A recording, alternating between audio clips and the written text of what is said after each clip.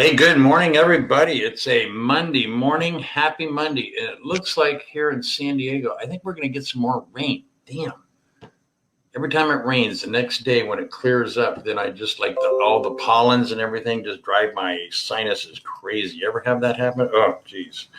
All right. So here we are at getting started, and we want to get started because we want to get past being stuck. And so I think what we will do this week is just kind of focus on a little bit on, I think I talked a little bit about last week about the emotions that we connect with our money and our financial life. And what I want to do today is sort of give you a framework, and we're going to add a little bit to this each day in the process so we can sort of figure out where we're at, more like an emotional GPS, if you will. And if you go right there on the thing that's scrolling right here in the front on the, right there. Yeah, there, got to line that up. Go right there and on those little tabs that you can open up and pull down. We've got some cool material up there from Neil Slade, very bright guy and has spent decades on brain science, and particularly the part of the brain that I think he calls it tickle the amygdala, right? And it's sort of like the thermostat, the emotional thermostat in your brain. And so what I'd like to do this week is lay out a little bit of an experiment, if you will, if you're up for it and you're up for the challenge, and I know you are. And what we want to do is we want to take those 5 modes of money and we want to map out today sort of a step 1. What step are we going to take? Step 1.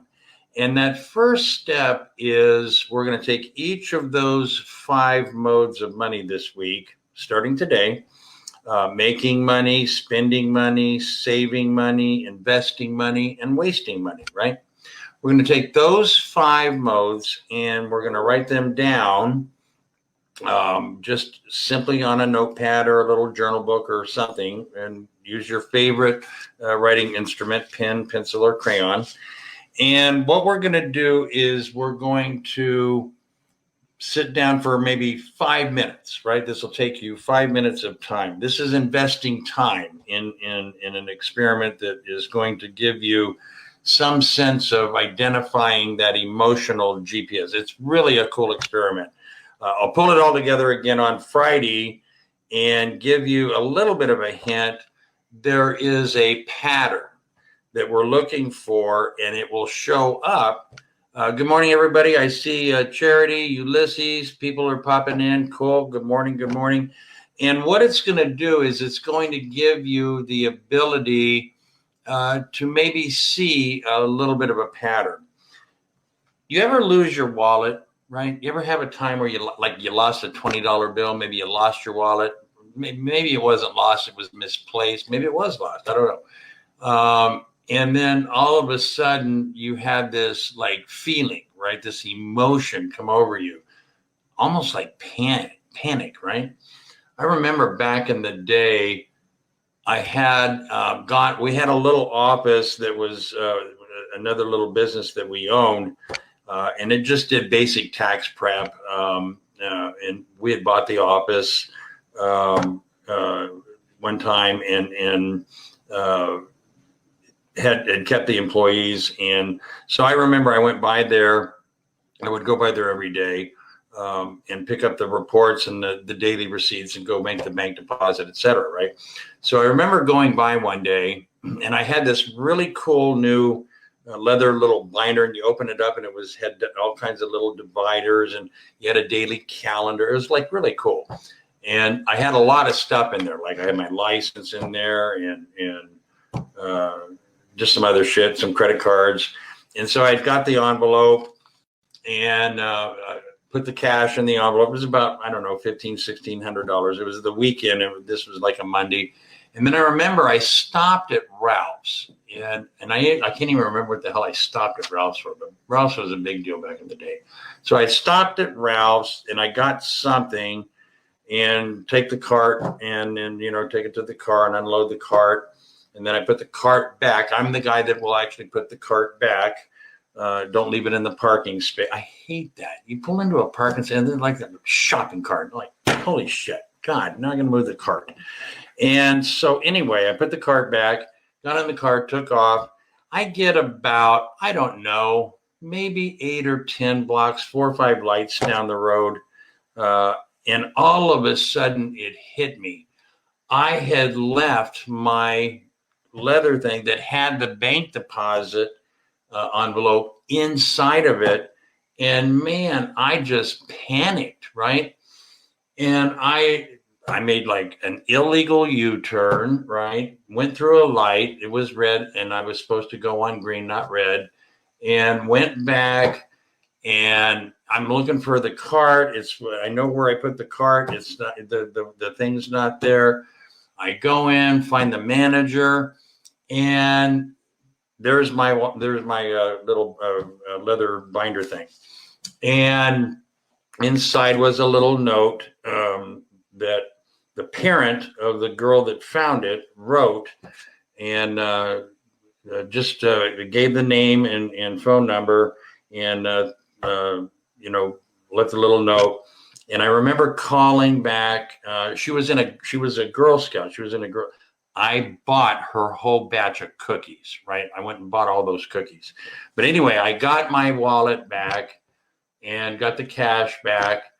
And I remember feeling that it was just like this huge panic, right? So my point is that we have a lot of emotion tied to money, right? And the emotion that we have is based on a lot of experience, right? So if we have an experience with money and then we have an emotion reaction with that experience, what happens is it's sort of our brain sort of organizes and catalogs that and basically puts it in one of two buckets, positive or negative reaction or emotion. And the reason that this is important is that there's a key, and we're going to learn about the key later this week. There's a key that unlocks this little thing that allows you to flip this switch when you're having a negative emotion about your money in your financial life. So here's the first part of the experiment. And if you're up for the challenge, and I know you are, what you'll do today is you'll write down just on a blank sheet of paper, making money, skip a little space, spending money, skip a little space, saving money, skip a little space, investing money, skip a little space, and wasting money. And then once you have that written out, and you've got like a little block of a personal, what I call alone time, where maybe 5, 10, 15 minutes, maybe at the most or whatever.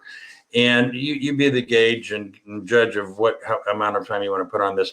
You don't want to spend like a whole day on this. This is like a short little exercise. This is a framing. What are we doing? We're framing. We're framing this for something else that we're going to do each day. And then I'm going to bring this all together for you on Friday.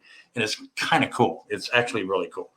So when you're making money, I want you to go back and think of a time when you did something and you made like a lot of money, right? It was like really cool feeling. And maybe you got a big raise, maybe you got a big bonus, maybe you did something really cool and you made some really good money, right? Whatever that emotion was, you're going to write down, when I'm making money, I remember that event, whatever it is. You can event A. And I remember I felt and was feeling, and then just write that out, what you felt and what you were feeling, right?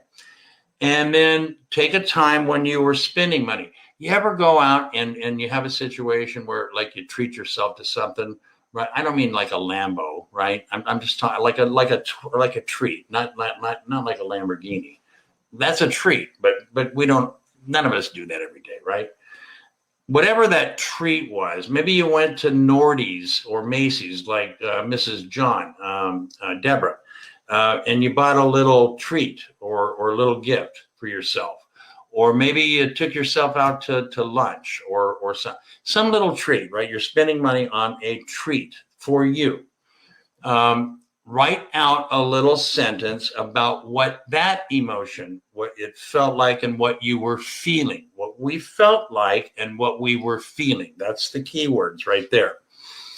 Remember a time back in the day when you were saving money for something. Okay, whatever that something was, you were saving money for it, and then you had saved the money for it, and then you got whatever it was. Remember that feeling, what you felt and what you were feeling when you got that thing that you saved money for, and then just write that out.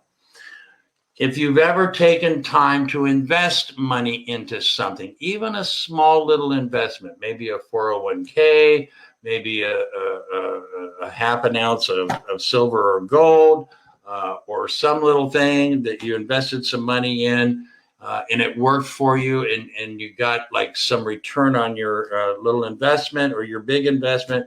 How did it feel? What were you feeling and how it felt? How it felt and what you were feeling when you invested money. Okay. And then there's a time where we've done something. I mean, I've done this, right? Where you bought something, you spent money on something, and then you open it up and it's like shit, right? It doesn't work, or maybe you had like the what do they call it? The buyer's remorse, right? You think, oh man, I shouldn't have spent the money on that, right? Just pick one of those experiences. We've all had those, right? Or you felt like you wasted money on something. Maybe you didn't get the value that you thought. Maybe you bought it and it was like supposed to do X, Y, and Z, and it only did X and forgot Y and Z, and it just didn't work. And you felt like you wasted money. What it felt like and what you were feeling in that emotional experience down those 5 modes of money. So that's how we're going to frame what we're going to work on this week, because it's really important that we discover, reconnect, and understand how our emotional GPS sort of works when it comes to our financial life. Because so much of what we do is driven by the emotion that we connect to money. In retail, they call it impulse buying. So they have all kinds of shit at the cash register when you check out. None of it's good. I mean, it tastes good, right? I love Snicker bar, but I can't have Snicker bars, right? And I love them. But I can, but I choose not to now because it's not good. But they put that shit there because it's going to trigger this like impulse that you'll buy it. And there's other shit there like batteries and stuff like that. Or on the end of the aisle, I think they call it an end cap. That shit is there because it will trigger an impulse. And you notice that the store is laid out a certain way, right? When you go in, like I remember going into Ralph's, man, it was like, I could always smell the fresh bread or the bakery, right? I could always smell the fresh. You know why they do that? Because you get the sense and it triggers an emotion that everything is fresh. So when you get back to the meat department, you're not going to look at the meat that was flipped 3 days ago and now looks fresh because it's not fresh. That's real. That's how that shit works. Because your brain's thinking, well, everything's fresh. I smell fresh bread. I smell fresh veggies and fruits. And that's why all that shit's at the front of the store, so that you in your brain feel like everything is clean and fresh. Stores are like germ factories, right? All right. I remember seeing this person one time in the fruit section. I swear to God, I could not believe, and I said something, which was probably, that's probably where I miscalculated. But anyway, so this person is standing there in the fruit section and has a piece of fruit, right? And she puts it right up to her face and sniffs it, smells it, like does something to it, and then puts it back in the fruit stand in the store. And so I walk over grab a little bag, grab the piece of fruit, put it in the bag, and put it in her basket. And I said, when you put your face on the fruit, you buy it, right? It's like taking a bite of an apple and putting it back. No, I don't do that shit anymore. And I don't go shopping anymore, probably for that reason. But anyway, I digress. So what we're trying to do is figure out the emotion, right? When we interact with our money, it triggers an emotion and we have a pattern. And we're just trying to figure out what that pattern is, because this is going to be a really important key. When I bring this together, Nick, at the end of the week, I'm going to show you how these emotions, just tiny little shit, will just trigger this stuff almost instantly. And it's based on the experiences that we've had and how we frame them, negative or positive, like losing my wallet thing in the deposit and panicking and going. I didn't go fast. I was going slow, but I did go through the red light and made an illegal U-turn to go back. Whatever. And so what we're going to do is we're going to go through and write this out and save this, because we're going to do a second part with this tomorrow. And then we're going to link the two together for what we're going to do on Wednesday. All right. And why this is so cool is it's going to give you, it's sort of like when you're at the air traffic control thing. I actually took a tour of an air traffic control at an airport, because I just wanted to know how that shit worked, right? I'm always curious about how shit works. And like they have these big like radar screens, right? And a plane's coming in and then it blips on the radar. So now you're on the radar. So what this is this is like showing you where your radar is, your emotional radar for your money. And when stuff starts popping up on your radar, that's a good indication, because it's feedback from your brain telling you whether the emotional reaction or feeling is negative or positive. Notice I didn't say good or bad. There's a negative and a positive, and they're both equal, but there's going to be one that's going to be predominant in the experience that you're having when you interact with money. And so write those down. And then what's interesting, I'll share that tomorrow, because I want to use that to frame. What's interesting about the reactions or the emotions of how it felt and what we were feeling, is it's like the first blip on the radar. And then what happens is we want to start tracking that. Because if it is, for example, if it's a negative feeling, there is something that we can do. I remember back in the day, I'll give you a good example. I remember back in the day when 8-tracks became very popular. And I was, at that point, I was much younger and a lot dumber than and I did stupid shit, right?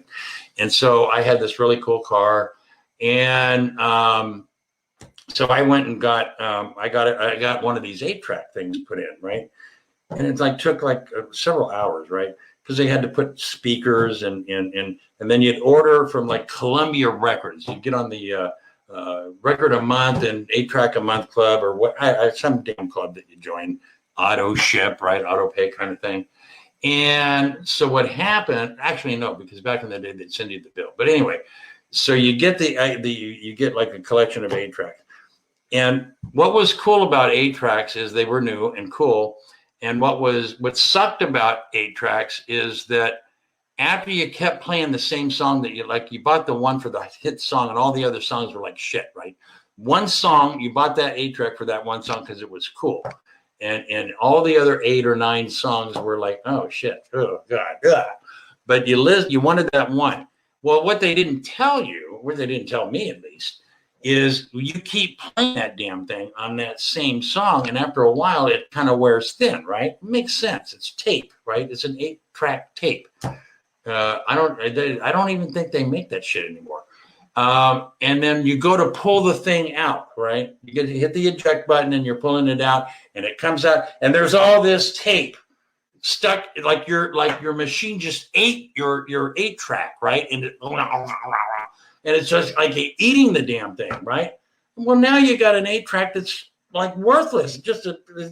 What is this shit? My 8-track's gone. It ate my track, my tape.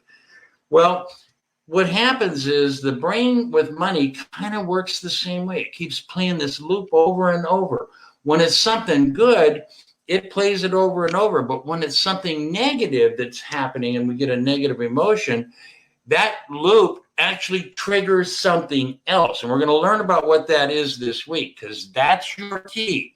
That is your key to being able to understand when you have a negative reaction or emotional feeling about your money. That loop is playing. It's like the 8-track eating your tape, right? That shit sucks.